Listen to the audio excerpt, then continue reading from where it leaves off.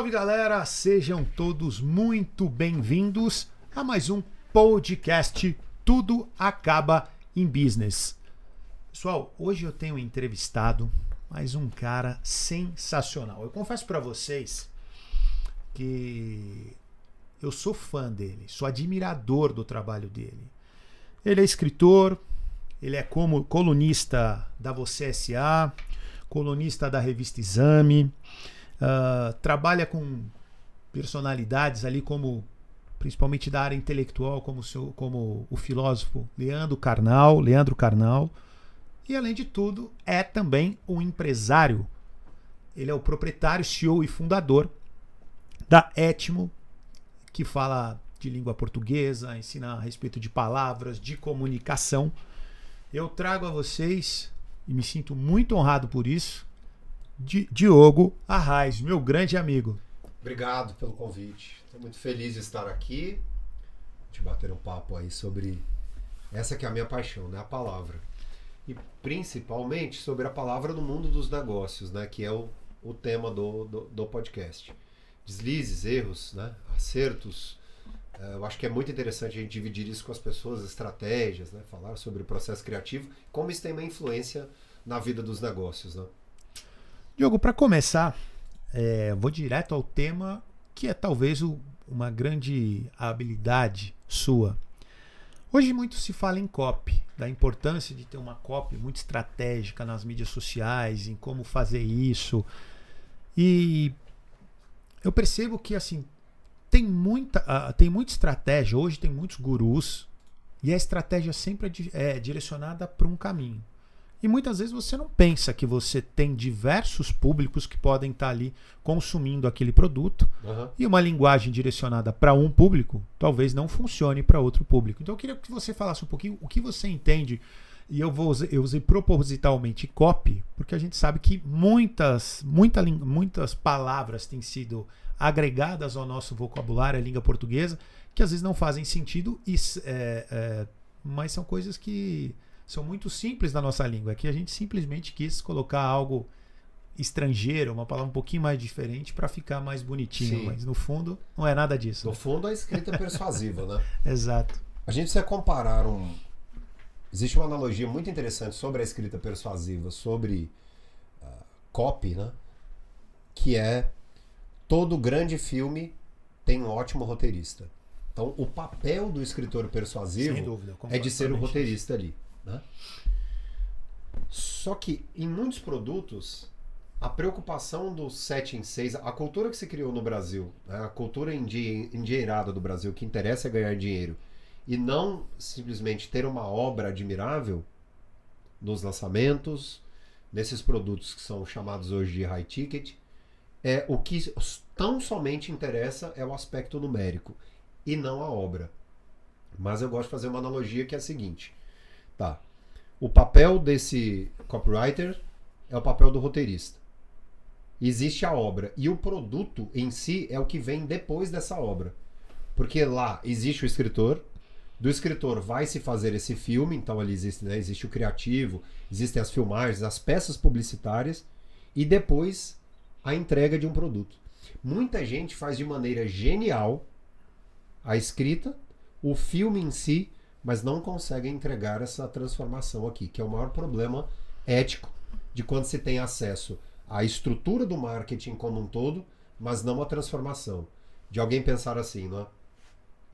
Eu fiz esse curso online, eu adquiri esse produto, eu tive esse serviço online por meio dessa copy e isso aqui mudou a minha vida. Então, o público, né, que as pessoas que nos assistem aqui podem pensar isso. Quais são os produtos dos quais eu me lembro? E aí entra um ponto. Quando existe um trabalho de tailor-made, um trabalho mais artesanal, às vezes uma equipe de copywriters ali, uma equipe de escritores persuasivos, para se desenhar um roteiro, de modo que as peças e o produto sejam inesquecíveis, essa pessoa vai sempre ganhar dinheiro. Esse é o grande ponto ali, né? Num sentido geral, os textos do marketing, os textos publicitários, quebram a regra número 1. E essa regra número 1 é a grande propaganda precisa não parecer que é a venda de um produto. quanto mais disfarçada ela entra, né, para depois se convencer, a maestria está ali, né, de não se parecer a propaganda. Então, a maioria é muito ruim, porque ela não pega alguém que é bastante criterioso. Ah, mas o produto é popular e o que interessa é vender. Então, tudo bem. Tá tudo certo, né, vamos dizer, nesse jogo. Mas aí entra a cabeça de quem é o gestor, de quem é o empresário, de quem é o dono do negócio. Vender por vender é o objetivo? E aí esse é um aspecto, esse é um aspecto ético de tudo. Há limites, né? Então, eu na minha escola, eu tenho alguns produtos. Esses produtos têm um limite. Eu nunca tive um Reclame Aqui em 5 anos de negócio. Porque antes dele, existe um canal para se reclamar e eu devolver o dinheiro. Né? Sabe uma coisa que ela sempre me bateu muito assim forte sobre ética? Porque tanta gente que já fez milhões abandonou as mídias sociais e não lança nada com o direito todo de dizer que está cansado, que vai tirar o período para isso.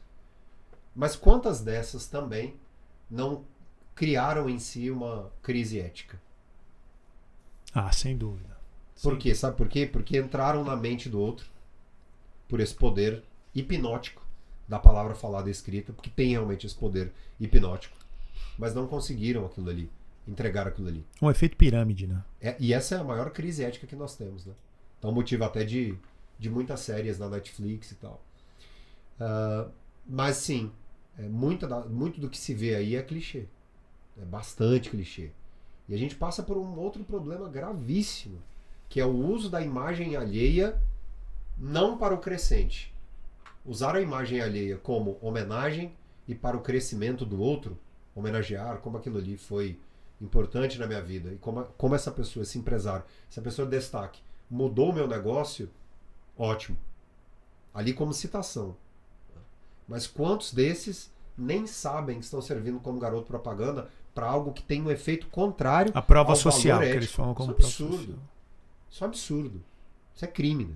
Isso é um absurdo. É ético, mas que, vende.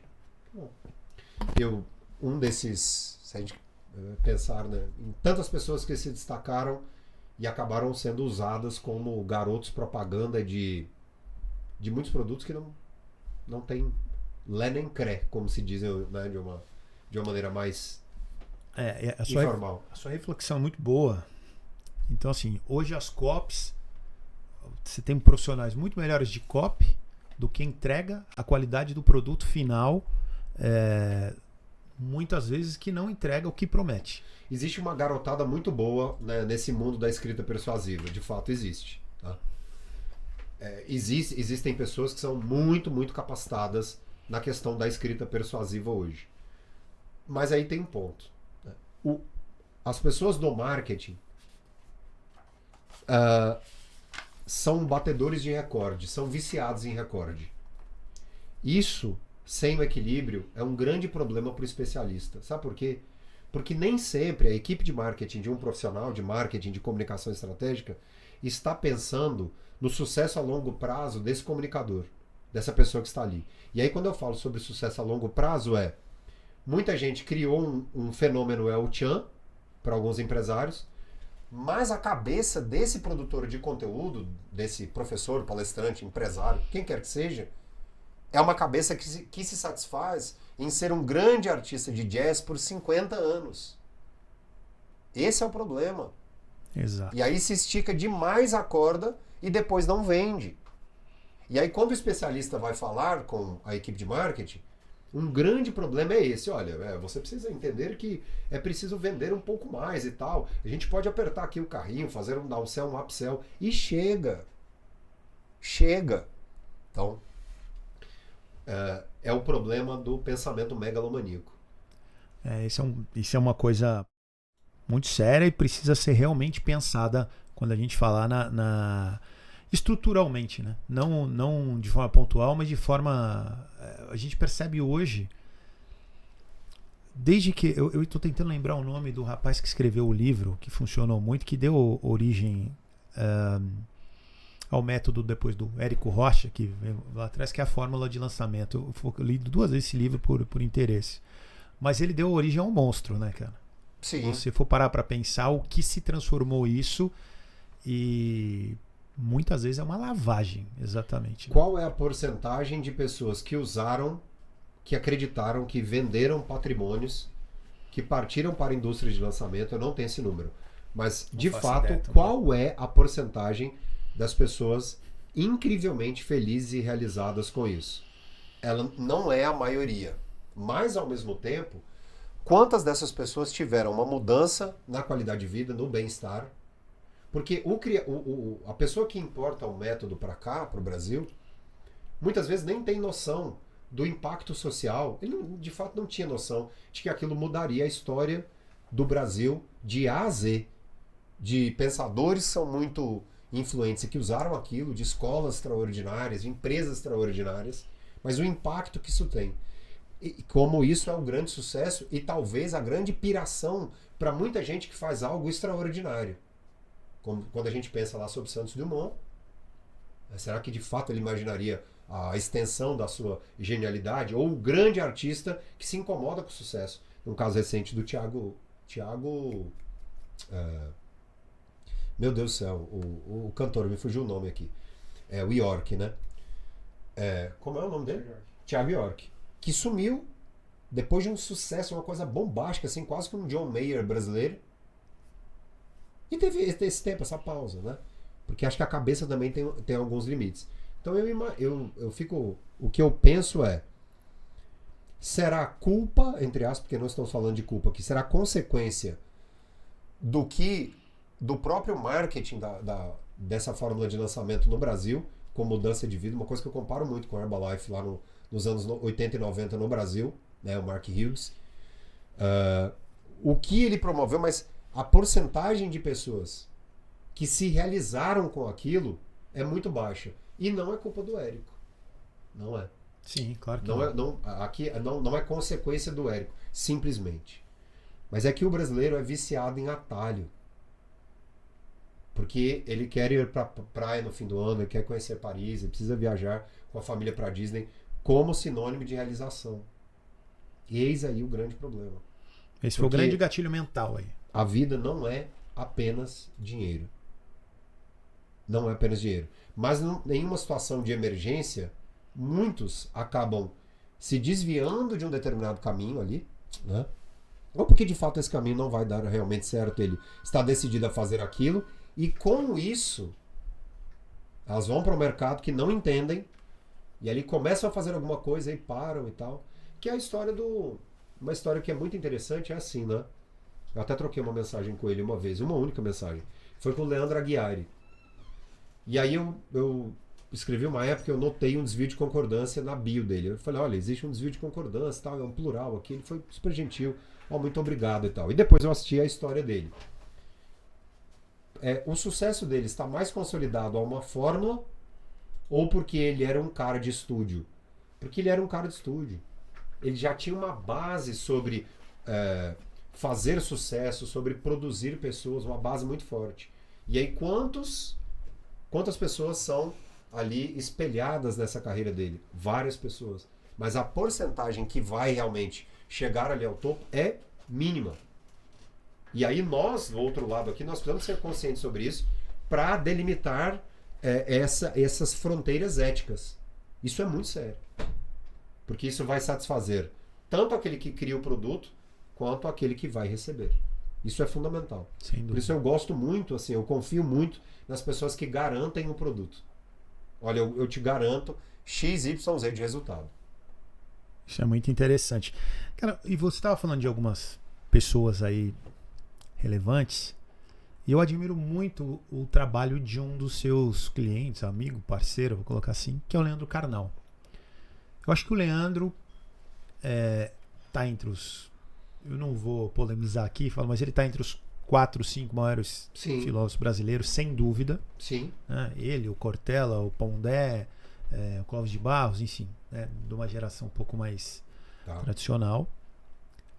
Mas eu entendo que... Eu tenho comigo que ele entendeu um pouco melhor na entrada das mídias sociais, o novo mercado. Tá. E tanto que ele traz um cara como você para ajudá-lo a desenvolver a comunicação dele. Eu queria que você explicasse um pouquinho do trabalho que você faz com o Leandro, como é que funciona isso. Claro. E como é que você vê, por que você acha que o Leandro, além do conteúdo, que assim, é inquestionável, né? Uhum. Por que você acha que ele fez tanto sucesso, cara? Bom, o Leandro era uma criança, né? Antes de tudo, assim, dizer que a minha vida melhorou demais depois de ter esse contato com a parte escrita dele, né? Eu sou responsável pelas colunas, que tem uma entrada muito forte com os intelectuais aqui no Brasil. Então, eu, como jovem, uma das coisas que eu mais sonhava era me aproximar de acadêmicos da Academia Brasileira de Letras, né? Então, quando eu o vejo sendo elogiado publicamente por um texto, né, ali lapidado por mim, né? A base toda do Leandro, mas lapidado por mim ali, no aspecto linguístico, de um acadêmico da ABL, né, que é o Inácio Loyola Brandão e outros, para mim é uma... Esse é seu Oscar. É o garoto ali que eu pegava 8 ônibus por dia, e eu tinha isso na cabeça, né? De eu vou escrever, eu vou vencer pela palavra no Brasil. E isso aí como eu costumo sempre elevar os meus pensamentos assim, a vida fez muito mais sentido. Assim, ser respeitado por aquele que eu admiro, para mim é o grande lance assim, da vida, né? Passada essa parte, né? Quem é Leandro Carnal? Né? Leandro Carnal sempre foi um garoto muito dedicado. Filho de um pai, que era professor de latim e inglês, de uma mãe dedicadíssima, e tem a sua base intelectual numa escola católica, que é o Colégio São José, em São Leopoldo. E ele já, desde muito novo, guiado a entender a beleza da arte, né? A beleza da arte, da música como um todo, né? Que o Leandro é um grande pianista. O Leandro, se dedicasse Eu não sabia. É um grande pianista. Se dedicasse à música, o Leandro seria... Mas ele viu o limite dele ali, né? Então, na casa dele tem um piano de cauda na sala, ali a gente recita versos, sonetos e tal. Então, desde muito garoto teve isso, né, essa base intelectual. Uma formação jesuíta. Então, esse Leandro da infância, até para quem quiser saber um pouco mais, nós ficamos 100 dias em um texto, 100 dias, que foi o texto de posse dele na Academia Paulista de Letras. É um texto que dura 17 minutos. Uau. Creio eu que com mais de 50 referências a 50 pensadores distintos. E aí o Leandro é uma pessoa muito determinada. O Leandro, olha, eu sou atleta há alguns anos, amador e tal, eu sempre gostei muito de esporte. E eu tive a felicidade. Eu corro, nado, pedalo, gosto de uma musculação ali e tal. Esse ano eu fiz menos assim, mas ano passado e tal, fiz seletiva brasileira de duatlon para o Mundial na Austrália. Isso eu não sabia, não conhecia. Já fiz o Troféu Brasil fiz 6 vezes. Fiz Ironman 70.3. Fiz Circuito Brasileiro de Longa Distância. Porque eu gostaria de aprender um pouco mais sobre mente, disciplina e tal. Sim. Uma fase gostosa da minha vida. Então, eu tive contato com alguns atletas olímpicos. O Leandro tem a mesma determinação de um atleta olímpico. Sensacional. Eu tenho 2 centenas de clientes fixos, tá? 2 centenas. O Leandro é disparado a pessoa mais determinada, mais pontual e é a que menos tem tempo. É a que menos tem tempo. Se eu disser uma coisa a ele, a gente tem uma estratégia interna de produção das crônicas dele. Colunas crônicas, né? Às vezes ele me diz assim, hoje eu estarei às 2h27 em tal aeroporto. Então amanhã nós podemos fazer isso por volta das 8 horas da manhã. 7h58 chega a mensagem dele. Disciplina e precisão ali. Total. Não à toa, né? Chegou onde chegou. Mas, então, essa é a base dele quando garoto. Quando jovem, quando adolescente, então ele começa a mergulhar na literatura brasileira. E aí ele começa a gostar de tradução Então, é um exímio conhecedor da tradução mesmo. Entende o que é o inglês fino, entende o que é o francês fino, tem uma relação sintática muito interessante, né? E vai fazer história. Então, em história, ele vai subindo todos os degraus. O sucesso do Leandro, se o ser humano vivesse 200 anos na Terra, ele hoje com 60, ele tem exatamente 60 anos, o Leandro tem essa solidez para fazer sucesso mais do que essa questão do que você disse da estratégia. Por quê? Porque é o cara dentro dessa ética sobre o que fazer e o que não fazer. Quais são as pessoas que vão acessá-lo mais, né? E como ele vai ser generoso. Agora, uma coisa que as pessoas não sabem, né, muito, é a quantidade de pessoas que ele ajuda, né? Mas ajuda pessoas que imaginavam assim, não, isso aqui vai ser impossível para minha carreira. Ele disse, não, claro que não. E aí ele vai ali, faz uma intervenção cristã, né? Tanto é que uma das pessoas que trabalha com o Leandro tem uma frase que me marca muito. O Leandro é a pessoa mais cristã que eu conheço. Né? Então é assim, é muito além do que, né, estar nos bastidores, né? O empresário do Leandro é uma pessoa chamada Igor Gandra. A maneira como esse cara, esse profissional é estratégico, é incrível. A rapidez do pensamento. Vamos fazer isso porque isso aqui vai dar muito certo, né? Então existe um time muito ali, muito harmônico, né? Hoje eu conheço muito de quando às vezes ele está menos estimulado, mais estimulado, quer algo com um pouco mais de rapidez, ou às vezes ele quer ali degustar e tal, aquele processo da escrita, né? Mas eu não acho que se deva a entrada dele nas mídias, não. Acho que houve ali um bom acasalamento entre a expansão das mídias sociais no Brasil. Quando eu comecei a trabalhar com ele, na verdade eu conheci um podcast, né? Essa é a grande verdade, assim. E aí batemos um papo, é o podcast. batemos um papo que seria ali de 20 minutos, nós ficamos 1h40 conversando sobre gramática, língua portuguesa, a linguagem como um todo. Depois fizemos um outro papo, depois eu entrei no canal dele no YouTube. O canal dele no YouTube tinha 300 mil seguidores. Estávamos ali, eu estou ali como colunista quando superou 1 milhão. Aí depois foi uma demanda, outra, e daí ele me fez esse convite para, né, adentrar o time. Uhum. E bom, ele até quem fez o prefácio aí dessa minha nova obra. E com isso, mais uma coisa que eu acho muito legal de trabalhar com ele, que é assim, estar numa equipe, por isso eu gosto de trabalhar com gente muito competente, porque é gente que avalia o seu grau de esforço, vai reconhecer o seu grau de esforço, mas vai avaliar o resultado disso. E vai deixar muito claro, se não der resultado, muito obrigado, não vamos misturar ali consentimento e resultado, né? Bom, desses 300 mil, hoje, somadas todas as redes, são 15 milhões de seguidores. Uau, é muita coisa, cara. Muita coisa. E graças a muito trabalho, nós, né, batemos sempre esses recordes, mas o pensamento não é o recorde em si, mas a densidade do trabalho. Então, o que me alegra muito, que dá muito sentido ao meu trabalho como um todo, é dizer assim, prever, este texto aqui vai fazer muito sucesso, pode esperar.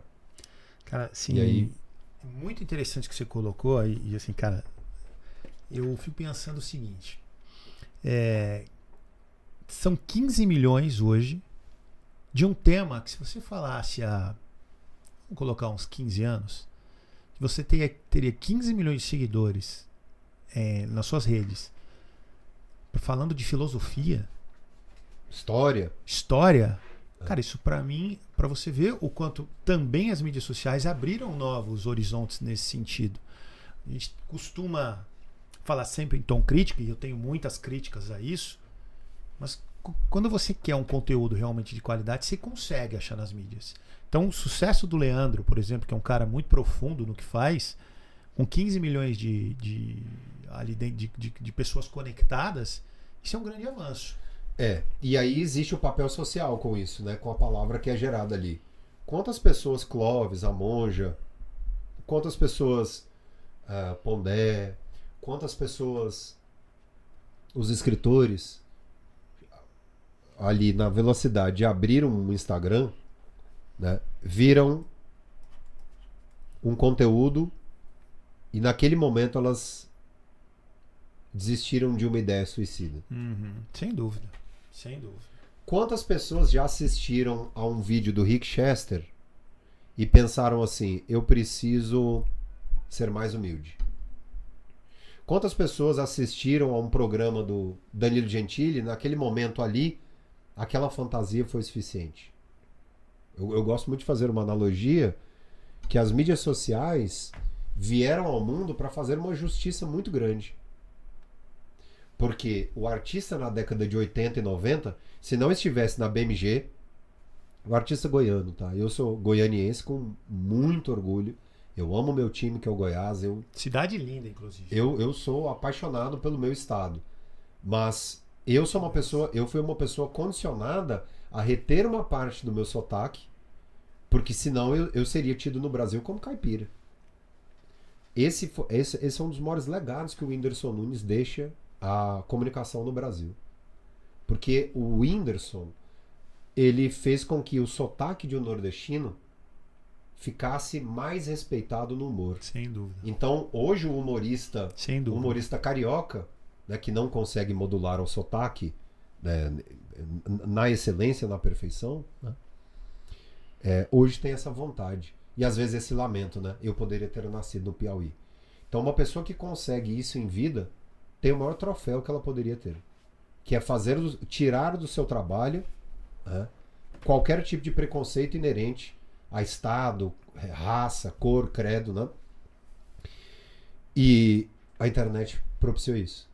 A internet fez com que governantes tivessem de se ajoelhar a determinados influenciadores para que eles divulgassem determinada ideia, que apoiassem determinada ideologia, porque a colonização no Brasil fez com que a Academia Brasileira de Letras, Rio de Janeiro, o maior estádio do Brasil, Rio de Janeiro, os veículos de comunicação, Rio de Janeiro. Então, como é que um professor goiano ou um professor que é de Roraima vai adentrar um veículo de comunicação? Impossível. Impossível.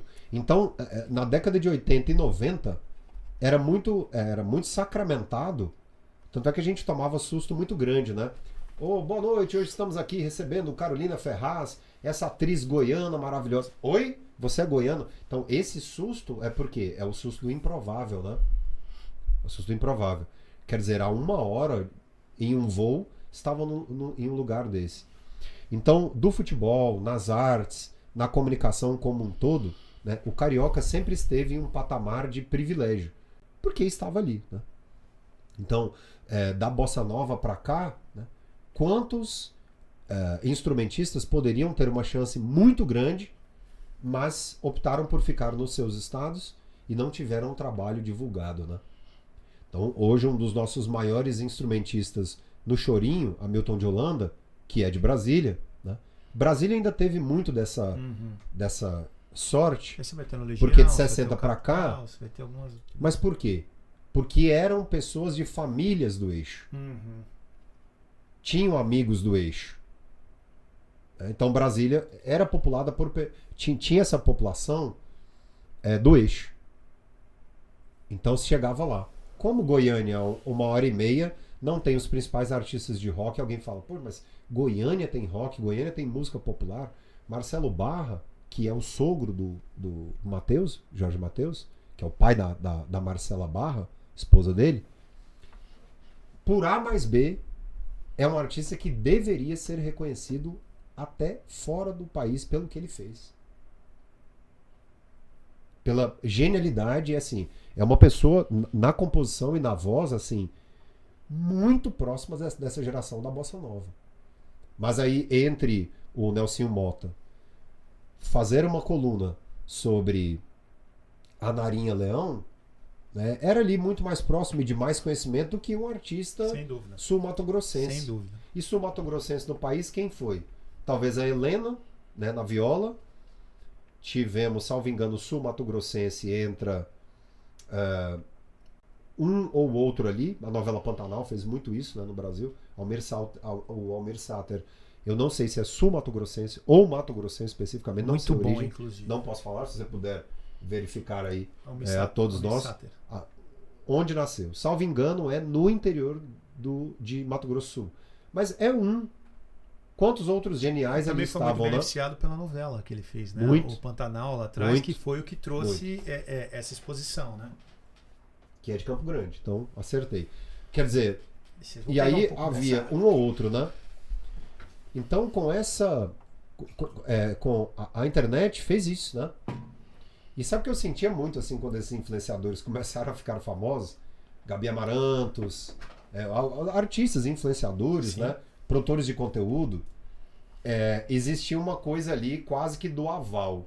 Quem que dava o aval para dizer assim, essa pessoa pode entrar nesse meio, né? Que eram os globais. Luciano Huck, Sabrina Sato. Né? Então, isso é muito curioso. É bem interessante pensar sobre isso. Né? E essa nova geração que vem aí, com essa base ética e a consciência nessa cultura mais descentralizada, é super interessante, né? Super interessante. Sem um caminho dúvida, aí, um horizonte. Sem dúvida. E, cara, eu te vejo falar assim, com tanta paixão do que você faz, do que você construiu, do time que você faz parte. E quando eu pego o seu livro aqui, eu vou colocar aqui: Amar a língua para amar a língua é preciso ler. Dá uma olhada aí, gente. Na capa ganhei. Com certeza vou ler. O Diogo, eu queria que você falasse um pouquinho dessa sua inspiração. Da onde veio a sua paixão? Porque eu vou falar isso para vocês sem dúvida, gente. O Diogo, ele é um dos maiores conhecedores de língua portuguesa do Brasil. Isso não é exagero.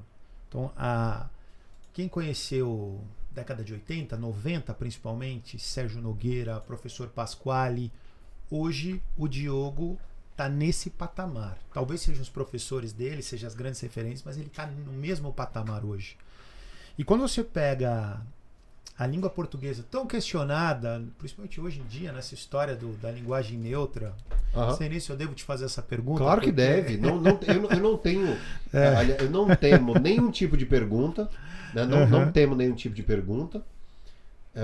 Acho que tudo que é muito público exige um determinado filtro ali do bom senso. Claro. Não temo assim, nomes de pessoas e tal. E fique à vontade para perguntar o que der na telha aí, não tem essa. Então vamos por etapas. Primeiro, da onde veio essa sua paixão e inspiração pela língua portuguesa para ser o profissional que você é hoje? Você falou, eu atendo hoje mais de 200 clientes. Uhum. Cara, a próxima questão é como é que você arruma tanto tempo para tudo isso?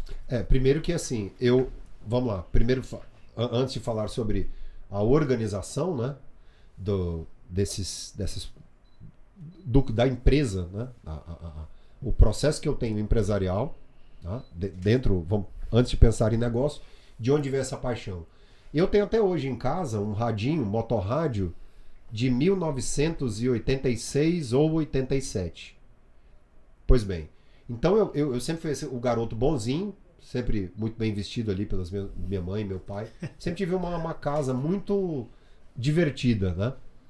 Só que o meu mundo, né, em 86, 87, meu pai tinha um gradiente aquele prateado clássico. Tinha mais do que a Bíblia nas casas das pessoas. E aí eu tinha duas possibilidades. Então, aqui à esquerda eu tinha o RPM ao vivo, foi gravado em 1985 aqui no ginásio do Ibirapuera e produzido pelo Ney Matogrosso. Pouca gente sabe, né? Que sucesso, eu não sabia. Sucesso se deve a isso. A produção foi do Ney A produção do Ney, a produção de palco do show Ney Matogrosso. E o que ele inseriu no Paulo Ricardo, Fernando Deluque, PA, Paulo Pagni e o Schiavon, Luiz Schiavon. Essa é a formação do RPM do disco de 1985. Original, né? O Ney Matogrosso deu algo que toda pessoa, todo famoso precisa ter, que é o sex appeal. Então ele deu o sex appeal. Se a gente observar o palco do RPM, é o mesmo palco é o Sting ali brasileiro, né? Então é o contrabaixo e tal, tem muito daquela pegada. Então à minha esquerda eu tinha um disco do RPM, à direita eu tinha um disco da Xuxa, ou do Sérgio Malandro, um disco do Chaves que havia na época. Sim. E tal. E eu achava um pouco, a minha emoção não era tão forte. Ouvindo o disco da Xuxa, ou do polegar que eu ganhava, né? Eu ganhei quando criança, sou como sou, aonde vou. E achava aquilo muito repetitivo, então não me causava sensação. No disco do RPM, então aquele disco que eu sei de A a Z, isso, dentro do fone, aquilo ali me transportava para uma coisa fantasiosa, né? E aí eu falei, poxa, isso aqui é extraordinário, né? Existia a letra, então a gente tinha a letra com o compositor, então eu via lá London, London, letra, Caetano Veloso. Eu falava, caramba, interessante e tal. E as outras, Flores Mortais, aí eu via que poderia, isso com 5, 6, 7 anos de idade, eu via que poderia haver uma dupla. Então existia a produção musical e a letra em si, né? Rapaz, esse negócio de letra é interessante, né? Pois bem, e aí o meu pai começava a trazer discos para casa. E eu começava a observar quem? Os letristas, né? E aí meu tio, 1990. 1990 o Goiás era escalado. Eduardo, Wilson Goiano, Jorge Batata. O ataque era Lira, Fagundes, Túlio. Pô, Lira que jogava muita bola, inclusive. Muita gente fala do Túlio, mas o Lira jogava muita bola. O Idemar. Batia bem na bola demais. Ó, você pensar que num time existia Luvanor, que foi vendido para Udine, Itália. O Idemar. Que depois jogou no Flamengo, inclusive. Jogou no Flamengo. Fagundes, Túlio, Cacau. Esse time chegou na final da Copa do Brasil e a CBF tirou o título porque escalou o Cacau. Não se pode fazer isso. Na semana da final. Isso não existe. Né? Eu estava nesse jogo, 1990. Das letras do futebol, o meu tio foi o preparador físico desse time. Tá brincando. E ambos aqui tem uma grande história com o futebol, né? O preparador físico desse time. O meu tio me dá um disco com todos os hinos do futebol. E aí eu começo a pensar o seguinte: tô no estádio, gosto de música. Eu comecei a decorar as letras dos hinos, né? Santos, né? Agora quem dá bola é o Santos. Santos é o novo campeão. Glorioso, alvinegro praiano. Campeão absoluto nesse ano. Santos, Santos, gol. E aí eu como criança falava, nossa, mas tem a torcida no meio, isso é engraçado, né? Vasco. Aí íamos punindo o Vasco. Flamengo, Botafogo e tal. E aí eu falei, cara, quem faz esses hinos? Eu comecei a perceber que os hinos mais bonitos, vamos assim dizer, eles tinham um autor, Lamartine Babo. Rapaz, esse cara é interessante. Então, comecei a perceber que tanto do Flamengo quanto do Botafogo são muito parecidos na melodia, Lamartine Babo. Eu ia para a escola, observava a letra de quem? Do hino nacional. Quem era o autor do livro, né? E aí esse processo foi evoluindo, né?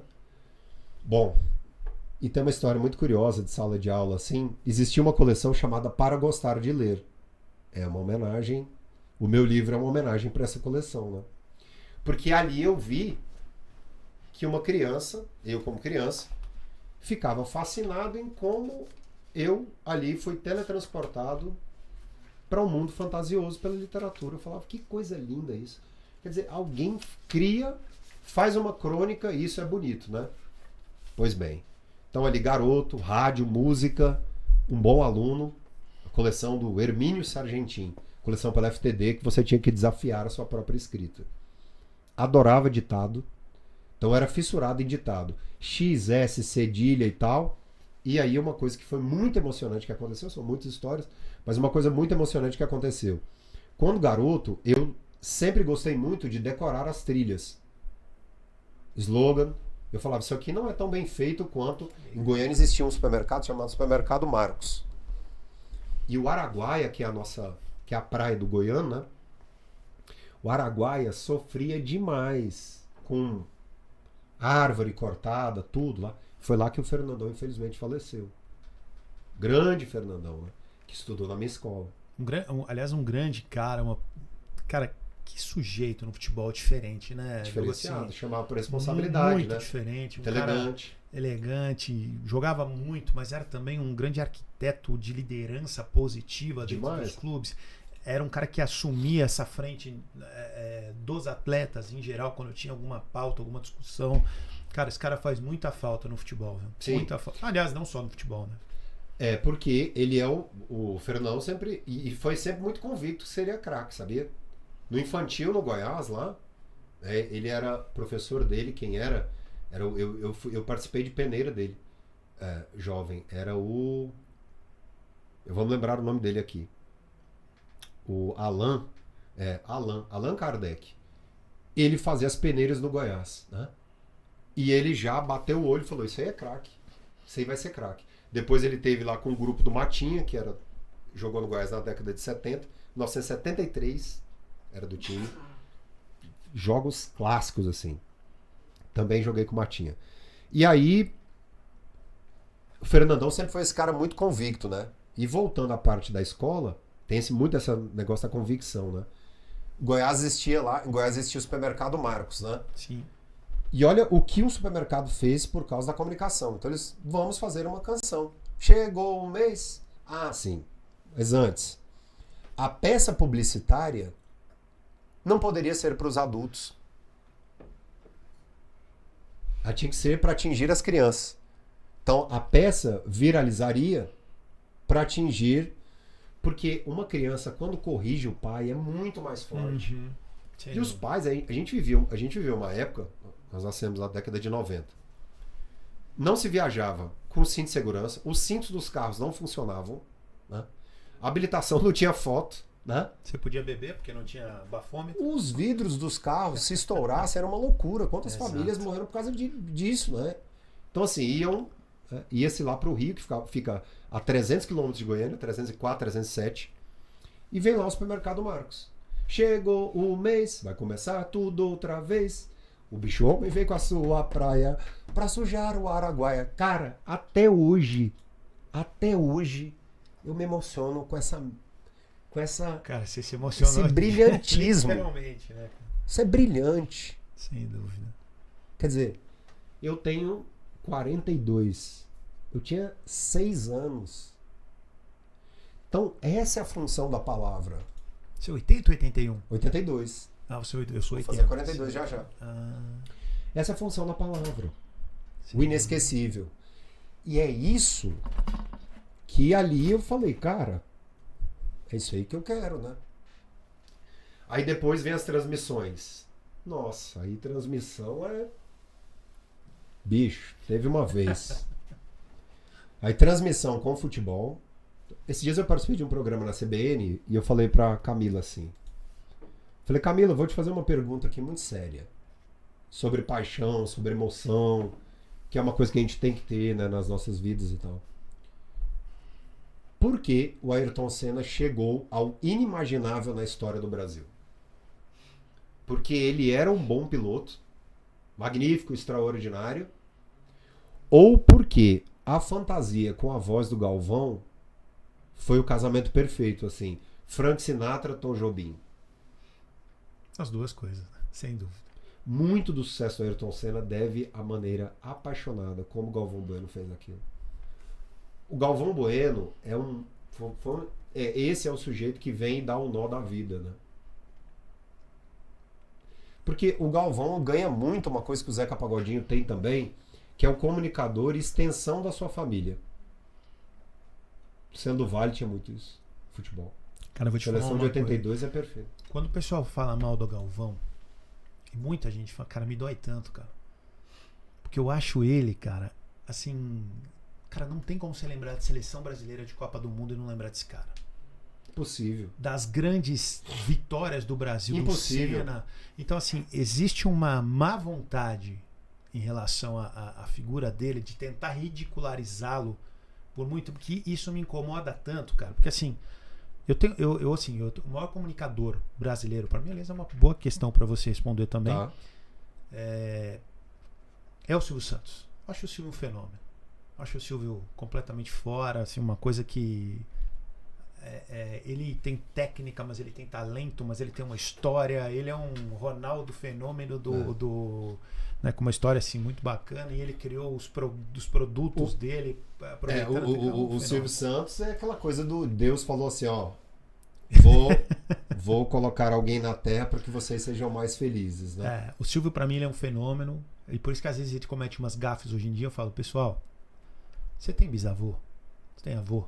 Olha que eu respeito ele muito. Mas, cara, às vezes tem coisas que a gente tem que deixar passar porque é questão da idade, questão de como esse cara foi formado. Que, assim, não dá pra cobrar dele alguns conceitos que a gente gostaria, ou pelo menos não julgá-lo a ponto com muita força. Porque olhe pra dentro da sua casa, olhe pra sua família, porque é meio complexo. A concorrência é muito boa. O Silvio tem uma característica muito forte como orador, que é para o público popular, que é a ingenuidade natural. Uhum. Então, chega lá o Barão Vermelho, né? Quem é você? Ah, eu sou o Cazuza. E você? Ah, eu sou o Frejá. Você? Eu sou o Dé. Você? Eu sou o Maurício Barros. Ah, você? Eu sou o Peninha. E onde está o Barão Vermelho? Então, isso é muito rápido, né? Isso é muito rápido, né? É verdade. E essa ingenuidade é a ingenuidade do povo, que é a técnica do espelhamento. E talvez isso muito natural, mas eu creio que seja realmente por causa do passado que ele tinha ali como vendedor. Mas aí, a concorrência, eu acho que a gente, quando nós vamos elencar as áreas, tem que ser quase como um Oscar, né? Uhum. Porque em se tratando de programa de auditório, ele vai ficar por muito tempo no primeiro lugar aqui da América Latina. Sem dúvida. América Latina, sim. É bem difícil. E olhe lá. Mundial. Quando não pensamos aqui, né, nas Américas, né? Cara, eu acho que ele tá. Se você pegar nos maiores do mundo, o Silvio vai estar entre os 10, com certeza, cara. Ou entre os 20, não sei. Mas ele tá com nessa certeza. Seleção aí é muito boa. E aí, quando pensamos na coisa do auditório, né? Mas o auditório se deve muito ao Faustão. O Ratinho é muito bom de auditório. Sagaz. O Ratinho é rápido. E é um cara que, depois de ter dado o nó da vida, também, eu acho que ele tirou um pouco o pé nesse talento todo, nessa genialidade toda. Assim, ficou numa zona mais confortável, né? Mas quando ele vai pro SBT ali, o Ratinho, Record, SBT, na transação, minha Nossa Senhora. Eu lembro do Ratinho na Gazeta. Minha Nossa Senhora. Você lembra do Ratinho Minha na Nossa Gazeta? Senhora. Que ele quebrava o CNT. Ele tinha os fax. Pra quem não lembra disso aqui. CNT. Cara, ele tinha, aliás, tem muita gente que não sabe que é um equipamento. Ele era concorrente fax, do Alborguete. Cara, ele tinha ali o equipamento dele, ele quebrava, ele recebia ali as mensagens de algum tipo de crime, alguma coisa, ele quebrava, ele jogava, ele virava a mesa. Cara, ele virou um fenômeno com essa comunicação extremamente popular. Sabe um cara muito bom de câmera e de auditório? Sérgio Malandro. Hora do Capeta, 1988, SBT, TV4, TVS. Esse cara foi monstruoso. Você lembra, né? A época do programa do Malandro também, que ele teve também Total. na Rede TV. Mas eu acho que não, o Serginho, novo, trabalhando para crianças, fantástico. Ele era que ele estrelava alguma coisa com a Xuxa e tal, os Trapalhões da época, né? Mas auditório, Silvio Santos. Entrevista, Jô Soares. Jô Soares, imbatível. Monstruoso. Imbatível. Monstruoso. Jô Soares e Marília Gabriela. Concordo, mas pra mim ele é o melhor. Eu acho ela fantástica pra mim, mas o Jô pra mim é o maior de todos. É muito boa, muito boa. Acho ela sensacional. Os dois melhores, sem dúvida. Marília Gabriela, gigantesca. Hebe Camargo, ótima entrevistadora, mas mais apresentadora do que entrevistadora. Ela era como eu digo, show. Aliás, uma boa pergunta. Como é o showman ao contrário? É showwoman, né? Showwoman. Showwoman, Iron Man, showwoman. Tamanha a relação que nós temos no vocábulo com o tal do homem, da figura masculina e tal. Porque ela tinha isso de uma forma muito impressionante. Era muito gostoso ver ela apresentar pelo tamanho leveza ela tinha muito. Ali, né? Mas na TV, Flávio Cavalcante, Silvio Santos, lá, como era o nome do... Não foi o Flávio Cavalcante, antes dele, Rádio Nacional, quem revela o Roberto Carlos. Poderosíssimo, excelente. E aí, pensando no rádio, qual é o monstro do rádio, qual é o gigante do rádio brasileiro? Se a gente vier a falar de esporte, eu tenho um que é meu, não sei se é o Diga meu. aí. É o Osmar Santos pra mim. No esporte, Osmar é extraordinário. No esporte, o que ele fez... O que ele fez, assim, tiveram muitos, mas o que ele criou ali, aquele ambiente... Cara, até pouco tempo atrás... Eu, por exemplo, eu gosto mais de ouvir o jogo no rádio. Eu vejo jogo na TV, mas muitas vezes eu baixo a narração. Aí, se eu olhar o Galvão, uma coisa assim que eu gosto muito dele, e gosto de ouvir o jogo no rádio. É muito louco isso. E pra mim, a minha grande paixão do rádio no esporte veio do Osmar Santos. O Osmar, ele tinha uma coisa que não existia, né? É belíssimo. Ali é uma literatura, sei lá, é uma arte, realmente. E qual que é o segredo qual foi o segredo, foi a técnica criativa do Osmar, né? O Osmar é o seguinte, isso acho que pela minha paixão pelo futebol, a minha paixão pelo ser humano comum, mas de trazer isso para o nosso trabalho, que é uma coisa que eu trago muito como professor, que é imaginar o cenário do aluno. Quando eu vou dar uma palestra, eu imagino o cenário de quem está ali do outro lado, né? O Osmar é o seguinte, ele pega o vocabulário do cara do bar. Sim. Que esse cara do bar, e tem muito uma coisa de Nelson Rodrigues e tal, por que o Osmar é o maior do rádio? Esse é fantástico, né? O Nelson era espetacular. E aí ele traz essa situação das crônicas do Nelson Rodrigues, de um casamento morno, às vezes o cara ali realmente enfrentando uma traição e tal, cara mega machista, num Brasil da década de 70, campeão mundial e tal, o sujeito é corintiano. Ouve samba, ouve música brasileira. Então ele ouve lá João Bosco, Aldir Blanc e tal, e ele traz isso pro futebol. E aí a narração, qual que é o grande lance da narração futebolística, apesar de não ser narrador? É a velocidade que encanta, né? Então o narrador tem mais essa velocidade que a televisão não tem, né? Com a emoção pessoal. O rádio te dá uma sensação de confissão, né? Porque é ali, é o segredo, é o canto do ouvido mesmo, né? Então, fulano, passa a bola e tal, ele toca pra cá, tiro, liro, liro. Será que o samba vai ser bom? Não sei, vamos tocar o cavaquinho. Então ele traz um outro meio, que é o que o cara estava ouvindo antes do jogo, um samba. Sim. E aí traz essa coisa do amigo pra cá. Conecta paixões também, né? Pra cá. Que aí o Silvio Luiz foi fazer isso um pouco mais sacana na época do El Chan. Sim. Que vai colocar a gorduchinha no pagode. Então esse é o desenho da sensualidade. Então ele traz a coisa ali sacana do molejo e tal, El Chan, pra cá. E o que tem na voz do Silvio Luiz? É a mesma voz do cara do bar. Sim. É a rouquidão do cara do bar. Sim, sim. Minha Nossa Senhora. Aliás, Silvio é uma figura. Essa geração de comunicadores é genial. Dos programas jornalísticos, eu gosto demais do Milton Jung, tive essa felicidade de estar ao lado dele ali no mundo corporativo. Gosto muito. Olá, tudo bem com você? Vai começar o Jornal da CBN. Muito, gigante. Excelente. Gremista. Excelente. Eu acho. É torcedor do Grêmio, né? Gremista. Fanático. Fanático. A paixão que herdou do pai e tal. Televisão, outra área, né? Então vamos lá, para outra área da televisão que é muito forte. No jornalismo clássico, eu acho que é muito difícil alguém acima do William Bonner pensando em massa. Porque o Cid Moreira, apesar de ter tudo isso, ele tem mais uma coisa caricata mesmo. Ali de leitor mesmo da notícia. É um cara que participa da história assim, da televisão.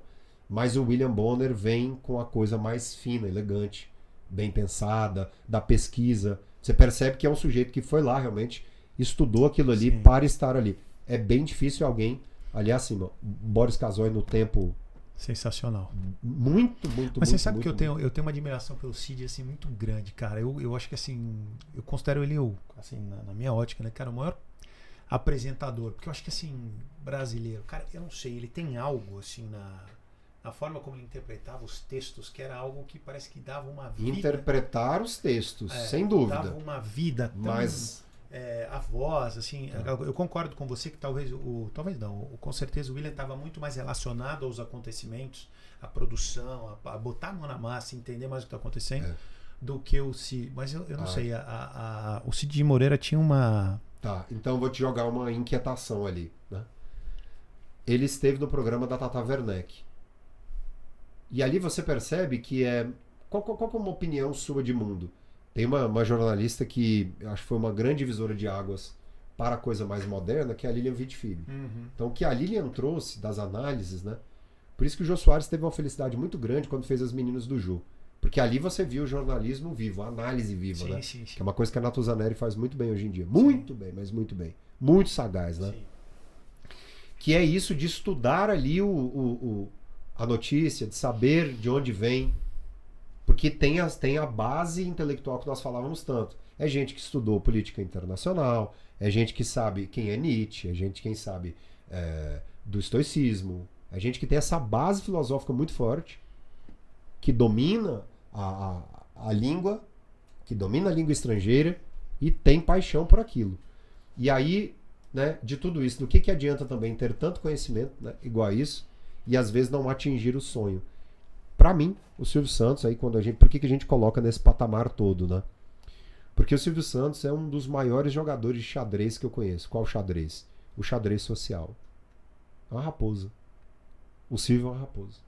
Porque além de ter essa performance do palco, é um sujeito que nos bastidores faz muito bem. E aí eu havia prometido a você de falar sobre a coisa do negócio, né? Eu me vejo muito como todo mercado AA precisa de um mordomo. E eu nunca tive problema com isso, assim, pelo contrário. Eu gosto de servir muito. Então sempre admirei muito assim um maître, né, um garçom do Fasano, a agilidade que esses caras têm, o conhecimento que eles têm ali. Eu quero fazer isso com a palavra, mas de trabalhar com executivos, né? E de ser esse alfaiate deles de um texto. Isso é muito legal. E fui contra muita gente que falava, não, mas isso aí não vai, isso aí não vira e tal, né? Já existe a figura do copy ali e tal, o fato de eu não temer a inteligência artificial, nenhuma, né? Porque ali é uma calculadora 12C para um matemático. Vai só ajudar, trazer agilidade. E as pessoas com quem eu falo durante a semana, ou são em grupos, né? Mas esse empresário, ou o pensador, o intelectual, ou a celebridade, né?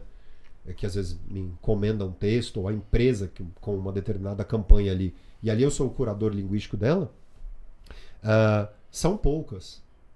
Porque aí eu tenho um contrato vistoso, né, muito mais caro com essas empresas, eu consigo viver muito tranquilo, confortável, e a escalonagem está em alguns grupos educacionais, né? Então eu tenho um tempo relativamente tranquilo. Porque você me disse, eu atendo mais de 200 entre pessoas e empresas. E eu coloquei por baixo aí. Cara, como é que você atende? Como é que aí vamos falar de alta performance. Não tem como atender isso se você não for um cara de alta performance. Disciplinado, comprometido. Beleza, não como tem é que é como. o meu dia, assim? Eu queria entender um pouquinho a respeito do teu dia tenho... e o que você oferece para o seu cliente, cara. Acho que eu queria entender assim. Beleza, de onde sai o dinheiro, né? Na verdade, assim, por que vamos colocar da seguinte forma. Eu, Marcelo, tenho 3, 4 empresas, quero contratar você. Onde você, Diogo, conseguiria me ajudar? Nossa, beleza, que maravilha. Trazer de uma forma bem simples.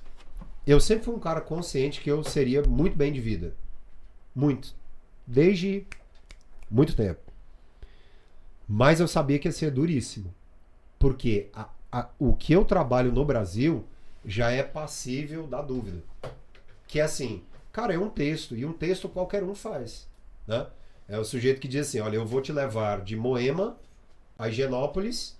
Tá, você vai correndo, a pé, bicicleta. Você vai escolher. Ou você pode ter uma experiência em um Uber Black, né? Ou você pode ter uma experiência com o motorista e tal. Pois bem. Como é meu dia? Eu moro em um apartamento grande e eu tenho um estúdio com muita estrutura. Então, ali eu acordo, então tenho os horários. Não trabalho muito cedo, mas eu tenho os horários. Tenho uma agenda fixa com esses clientes que têm contrato comigo. Tá? Então, hoje, eu trabalho ali ao lado de conselhos de empresas familiares. Qual é o meu papel? Gerenciar a crise, mandar um e-mail em que não vai haver o desconto, e me preparar esse empresário para as reuniões mais importantes com empresas gigantescas. Esse é o meu grande diamante.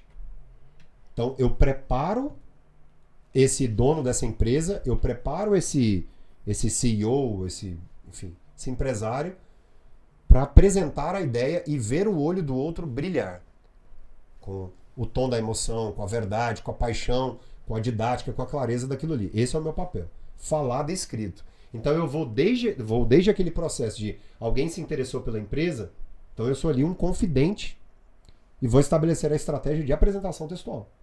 Pode ser um painel, pode ser uma entrevista, pode ser claro. Tá? Dentro da sua empresa, quais são os problemas que poderiam minimizar-se, que problemas ficariam mínimos em relação à comunicação? Então vai desde a revisão, a clareza, o tamanho deles, o estilo que esses textos têm. Então, todo cliente meu tem um texto estiloso. Então, um dos principais players de moda do Brasil. As pessoas, quando eu escrevo alguma coisa lá e ele coloca no Instagram, as pessoas colocam, uau, que texto, que isso e tal. Uma situação prática, tá? Esse cara é um grande empresário. Grande empresário. E aí um médico falou, sua consulta é muito cara. Eu falei, vamos fazer uma resposta muito fina. E fizemos um histórico da vida dele, sobre o número de horas e tal, e sobre a noção de ser caro. Essa postagem foi comentada por pessoas que são muito, muito expressivas no país inteiro. Os maiores coaches, os líderes das áreas e tal. E aí essa é a minha grande medalha ali, né? Ver a admiração pelo texto falado ou escrito dessas pessoas muito bem posicionadas. Mas meu trabalho não funciona para pro popular, assim. Eu quero só tirar a minha timidez. Não, não, não. Se a pessoa não tiver clareza sobre aonde ela quer chegar, meu trabalho não. Eu sempre gostei de trabalhar com o público AA. O serviço garantido, a alta exigência e fazer com que aquilo seja de fato o mais original que ele conheça ali. Eu adoro ser desafiado. Então você, sem dúvida, é um profissional de alta performance, porque você trabalha com pessoas que exigem muito. Então você tem que estar completamente preparado para atender em alto nível esses seus profissionais. Isso. Então, diante desse cenário, como é que você se prepara? Cara, eu vou te falar assim, cara, o que você lê, o que te inspira, o que te mantém assim diferente e antenado pelas necessidades que você hoje tem que atender para conseguir entregar o melhor para esse público tão seletivo quanto o seu? Sempre ter um momento criativo. E esse momento criativo é de abastecimento em relação à arte. Cinema, teatro, música, sempre. Sempre. Do mais fino que existir. E essa curiosidade sobre como foi composto e tal. Então, se eu tenho um cliente, eu vou te contar um caso de uma cliente mais recente, que trabalha com governança corporativa. Ela me deu uma missão. Eu preciso ter uma coluna muito chique pelo LinkedIn. Beleza, o que eu vou fazer ali agora? Ela me contratou. Ainda não é o meu objetivo porque não é o meu contrato mais alto. E eu acho que o meu serviço vale, no mínimo, o dobro. Mas eu preciso provar. Então, claro. Esse é meu jogo é muito limpo com o empresário nesse sentido. Tá? Até porque também, se eu não for reconhecido, eu, Diogo, eu saio fora. Eu saio fora. Porque daí eu vou usar a minha criatividade para atrair clientes que se interessem por isso também, tá? E aí o que eu vou fazer? Então, fui contratado por ela? Fui, tal. Gostei, achei que tem conexão. Qual é a sua área? Não, minha área é governança corporativa. Eu vou atrás dos maiores escritores. Esses dias mesmo eu li uma obra chamada Humanocracia. E aí essa obra, Humanocracia, valorizava a teoria de Domênico De Masi, que eu não li tanto, mas que era a questão do ócio, da criatividade, como a criatividade é a grande moeda nas empresas, como é que eu vou aplicar isso nos textos e usar isso, a obra, a Monocracia, o que eu aprendi ali naquele meio. E aí o que geralmente acontece? Como eu me interesso pela área e vou fazendo os textos, outras pessoas, eu começo a dialogar com outras pessoas de governança, porque daí é o meu público também, é alguém que entende o poder da palavra. Sem dúvida. E aí eu faço com que, ou eu tenho meu serviço indicado por ele pela qualidade, por ela que me contrata, ele que me contrata, ou vou me conectar com pessoas desse meio. O meu esticar intelectual acontece assim, mas não existe nenhum dia em que eu não tenha me interessado mais por um texto ou determinado aprendizado. Tá? Excelente. O que mais? Eu gosto muito de ficar atento àquilo que me chama a atenção. Qual a estrutura? De onde veio? Por que veio? Tem uma influenciadora hoje muito famosa, sou responsável pelas legendas de Instagram dela. Ela trabalha em uma área que eu, até pouco tempo, assim, não posso falar que eu domino, mas até pouco tempo eu não tinha profundidade com aquilo. O que eu faço? Então eu pego o vídeo dela, traço todos os elementos linguísticos, e aí vou procurar fazer textos que cada vez mais tenham a identidade dela. Cada vez mais. Numa voz feminina e tal. Então, hoje eu procuro ler muito sobre... Eu falo muito sobre autoconhecimento. Então, eu vou ler muito sobre aquilo, autoconhecimento. Só que, no texto, eu também quero fazer com que ela, como comunicadora, sinta mais curiosidade por aquilo. Então, eu acabo também sendo um professor, porque eu suscito a curiosidade nela. E aí eu pergunto, gostou do texto? Tal? Nossa, curti, achei muito legal essa citação, eu não conhecia. Eu falei, então, procure conhecer tal obra, que isso vai favorecer muito o seu evento e tal. Sensacional, Diogo. Diogo, bom, antes da gente entrar aí no próximo tema, a gente já está se encaminhando para o final. Primeiro eu queria que você falasse o que você achou do estudo, Otimize Studios. Diogo, você gostou? Adorei. Como é que dá para falar a respeito? Aí, pessoal, que é nossa casa, é onde a gente grava aqui os nossos podcasts.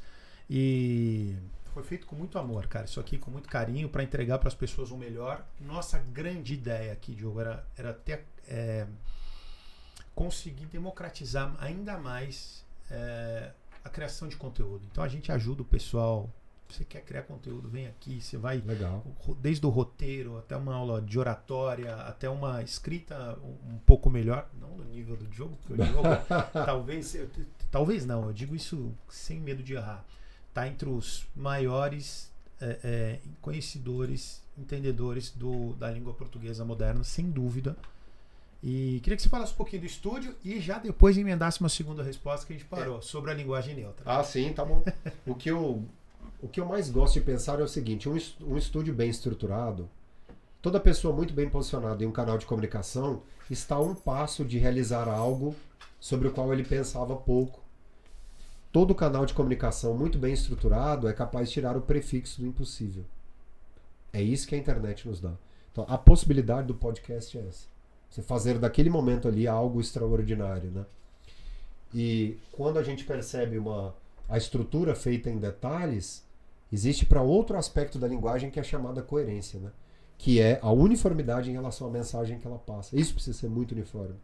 Então alguém que pensa em montar a própria estrutura, até começar, muitas vezes colocou o sonho na gaveta. Então, o que eu sempre digo para os profissionais, aproveite a possibilidade, tem a capacidade, invista nisso. Tem essa possibilidade, invista nisso.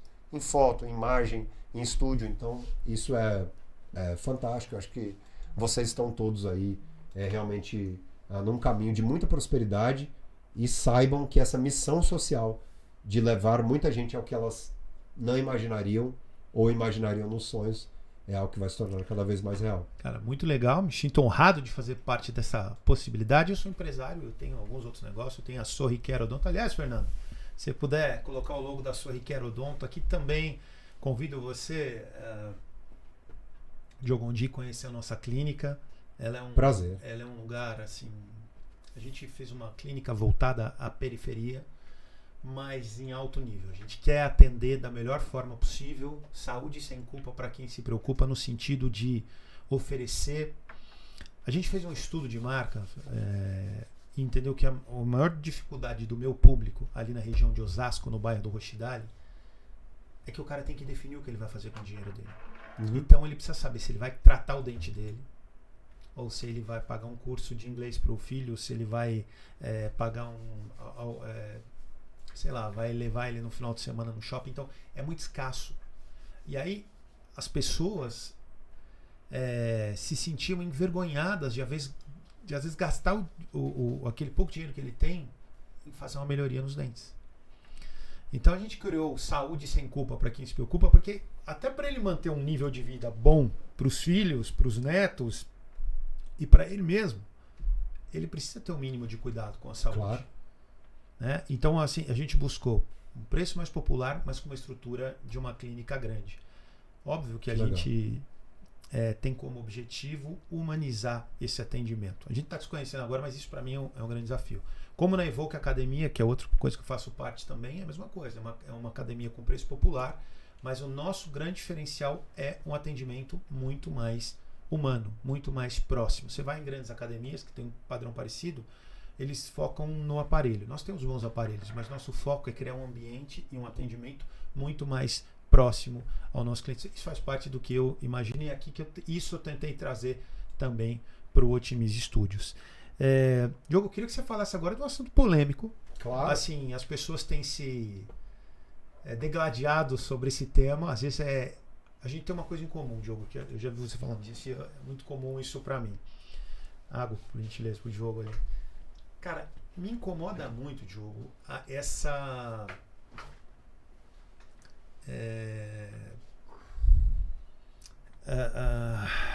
dificuldade que a gente tem hoje de ter liberdade para expressar nossas opiniões. Tá.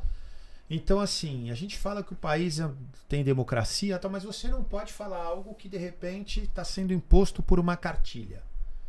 Então, você fazer uma crítica, sei lá, a Anitta, porque você acha que ela podia entregar muito mais para a música do que só sensualidade, por exemplo, que ela podia ir muito mais a fundo, porque ela poderia, se ela quisesse, Não estou discutindo ela como empresária, tá? Estou discutindo como qualidade musical, como letra, como música, como levar alguma informação assim. Ou, poxa, sei lá, de vários outros artistas que a gente tem aí. E uma dessas coisas é linguagem neutra. Se você entrar no papo linguagem neutra, de um lado você é atacado, do outro também. Eu particularmente acho a língua portuguesa muito linda, e eu acho que não caberia uma mudança por esse motivo. Mas eu queria ouvir você que é um profissional, um especialista nisso. Beleza. Resposta com filtro ou sem filtro? Cara, eu vou te deixar à vontade porque você é o cara que é especialista nisso, mas eu preferia que fosse sem filtro. Sem filtro, vamos lá.